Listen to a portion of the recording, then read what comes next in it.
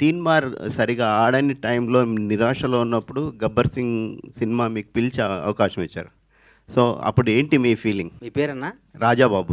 రాజాబాబు. రాజాబాబు గారు, 'రాజా' లాంటి క్వెషన్ ఏసావు. 'తీన్మార్' కూడా బ్లాక్ బస్టర్ సినిమా వద్దనుకునేవాడు నేను. ఎందుకంటే భలే ఉంటది సినిమా. భలే గుండెకి హత్తుకునే సినిమా అది. చిన్న చిన్న మిస్‌ఫేర్ చేయటం వల్ల మిస్ అయిపోయింది. దాని ట్రైలర్ ఈరోజు కూడా నిన్న మొన్న సినిమా చూస్తుంటే ఏమో ఈ సినిమా ఎందుకు ఆడలేదని పెద్ద $1 మిలియన్ క్వెషన్ నాకు. నాకు ఆ తర్వాత ఆ సినిమా ఫెయిల్ అయ్యి బాగా డిప్రెషన్ నేను బాగుంటే హీరో గారు మాట్లాడుకొని నన్ను పిలిచి, మహానుభావుడు ఈ సందర్భంగా ఆయన్ని ధన్యవాదాలు చెప్తూ క్షమించమని కోరుతున్నా. మంచి గుర్తు చేశారు. నాకు ఈ అవకాశాన్ని వచ్చిన వార్త ఫస్ట్ చెప్పి మాట్లాడి పెట్టి త్రివిక్రమ్ శ్రీనివాస్ గారు. త్రివిక్రమ్ గారు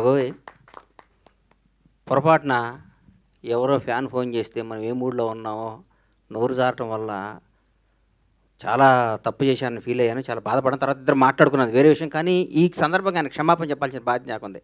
నాకు ఈ సినిమా రావటానికి ఈ సినిమాని గణేష్ హరీష్ శంకర్ డైరెక్టరు. నేను ఫస్ట్ ఆ సినిమా కొన్న నాతోనే కొనిచ్చాడు హీరో గారు. సోను సూద్ 'తీన్మార్' షూటింగ్ జరుగుతుంటే ఈ 'గబ్బర్ సింగ్'ని దబాంగ్ సినిమా బ్లాక్ బస్టర్ అయింది, అది కొను అని చెప్తే హీరో గారితో మాట్లాడకుండా కొన్నాము. హీరో గారు చేస్తాను, ఆయన సొంతంగా చేసుకుంటాను, హరీష్ శంకర్ డైరెక్షన్ పెట్టుకొని చేసుకుంటాను అన్నారు. మొత్తం ఫోటోషూట్ కూడా అయిపోయింది. గుర్తుందన్నా నీకు? ఫోటోషూట్ కూడా అయిపోయింది, అంతా అయిపోయింది. ఒకరోజు హీరో గారు త్రివిక్రమ్ గారు నన్ను పిలిచి నాకు అవకాశం ఇచ్చారు, నా జీవితాన్ని మార్చారు, నా బతుకు అర్థం చెప్పారు. ఈ సందర్భంగా 'తీన్మార్'ను కూడా దాన్ని అద్భుతంగా చేసి మళ్ళీ రిలీజ్ చేస్తా సార్.